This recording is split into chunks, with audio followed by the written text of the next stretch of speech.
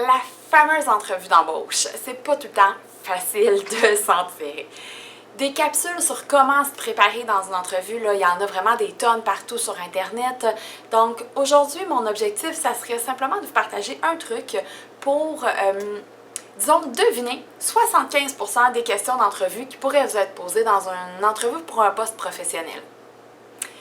La première chose à savoir, là, ce qui est vraiment important, qui est votre outil essentiel, c'est l'affichage de poste, donc l'annonce de poste que vous avez vue à l'origine. Assurez-vous vraiment là, de l'enregistrer toujours, d'en garder une copie, parce que c'est votre outil essentiel là, pour vous préparer dans l'entrevue. Dans une entrevue, donc, vous allez trouver généralement 4 principales catégories de questions. Et la première va être en lien avec votre profil, vos motivations. Donc, ça, c'est des questions que vous devriez pouvoir être prêt. Vous êtes capable de répondre facilement à pourquoi vous voulez le poste, qu'est-ce qui vous motive, etc. Mais aussi votre profil. Et là, si je peux faire une petite parenthèse, là, puis vous donner un petit truc, c'est pas nécessairement l'objectif, n'est pas de faire la liste de toutes les responsabilités, les tâches que vous aviez dans vos anciens postes. Parce que, en général, ça devrait probablement déjà être dans votre curriculum vitae. La personne devant vous a probablement déjà une bonne idée. Si vous travaillez dans la restauration rapide, on a une bonne idée de votre poste. Prendre les commandes, servir les clients, préparer, nettoyer, on a une très bonne idée. Si vous voulez vous démarquer dans ce type de questions-là, je dirais, profitez-en pour mentionner plutôt ce que vous avez appris ou ce que vous avez aimé dans chacun de vos postes. Par exemple, quand j'ai travaillé pour l'entreprise X en restauration rapide, j'ai vraiment apprécié avoir la chance d'être en contact avec les clients régulièrement. J'ai vraiment appris à travailler en équipe dans un système organisé, efficace. Donc ça va vous distinguer parce que vous en profitez pour présenter certaines de vos qualités. Selon la nature du poste que vous avez occupé, vous pourriez aussi présenter des réalisations ou des projets là, que vous avez accomplis. La deuxième catégorie de questions, puis c'est souvent celle-là dans laquelle il y a le plus de temps qui va être passé, c'est là où on veut savoir est-ce que vous avez les compétences pour le poste qu'on veut combler. Et ces compétences-là, vous pouvez les deviner la plupart du temps grâce à l'affichage de poste.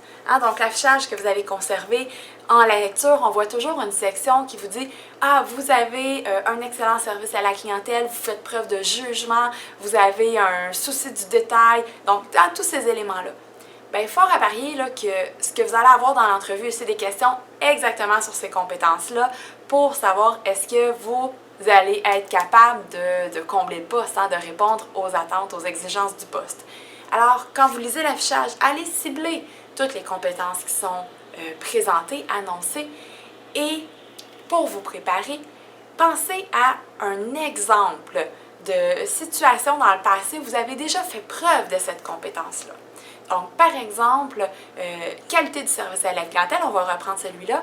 Essayez d'imaginer dans vos derniers emplois ou dans vos dernières expériences une situation spécifique, précise, où vous avez eu à faire preuve d'un particulièrement bon service à la clientèle, où ça a été peut-être plus difficile et que vous avez réussi à bien vous en tirer. Parce que il y a de très fortes chances qu'à l'entrevue, on vous demande « Est-ce que vous pourriez nous présenter une situation où vous avez déjà réussi à vous démarquer quant à votre service à la clientèle? » Okay? Donc là, vous allez être prêt, vous allez avoir déjà l'histoire en poche, prête à raconter. On pourrait aussi vous poser des questions de mise en situation sur la même compétence. Okay? Donc, une situation qui est liée à l'entreprise et qui va vous demander de comment vous feriez. Par exemple, dans notre entreprise, il arrive parfois que des clients reviennent et qui sont insatisfaits. Qu'est-ce que vous feriez si un client arrivait dans l'entreprise et était insatisfait? Donc, on veut voir comment vous allez vous débrouiller dans des situations potentielles pour l'entreprise. Alors là encore, il y a possibilité de se préparer à essayer d'imaginer quel type de situation on pourrait vous présenter en lien avec les compétences que vous voyez sur l'affichage. Si vous faites cette démarche-là, donc, pensez à une situation que vous avez déjà vécue en lien avec la compétence et imaginez les situations qui seraient probables, possibles dans l'entreprise. Il y a pour chacune des compétences qu'il y a dans l'affichage de poste, vous allez fort probablement couvrir la grande majorité des questions qu'on pourrait vous poser à l'entrevue. Vous allez être prêt. Puis ça, c'est la différence. Souvent, quand on a une entrevue où on se fait poser des questions un peu plus précises, on sort de la porte et on fait « Ah, j'aurais dû raconter cette histoire-là. » Mais là, il est trop tard.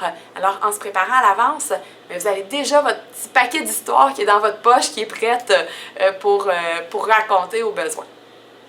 La troisième catégorie de questions va souvent être des questions en lien avec l'adéquation avec l'entreprise ou avec l'équipe.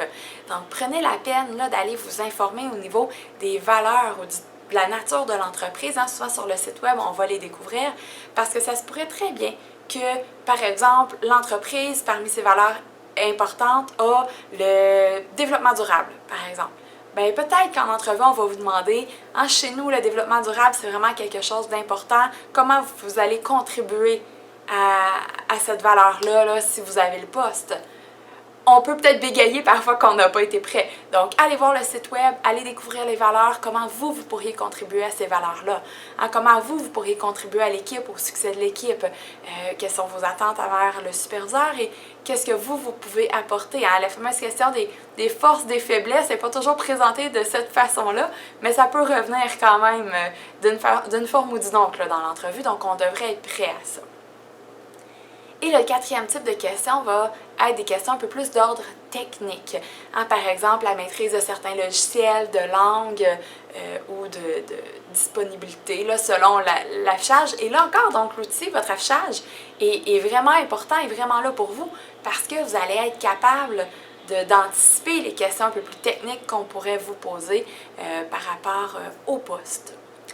Donc, ces quatre types de questions-là ne sont pas toujours dans cet ordre-là, mais si vous vous préparez pour chacune de ces catégories-là, il y a de fortes chances que vous allez être prêt à répondre à la grande majorité des questions de votre entrevue et ce qui va faire en sorte que il y a plus de chances de très bien s'en tirer et de réussir votre entrevue.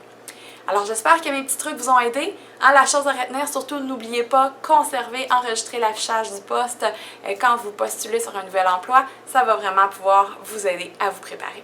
Alors, je vous souhaite bon succès dans votre prochaine recherche d'emploi.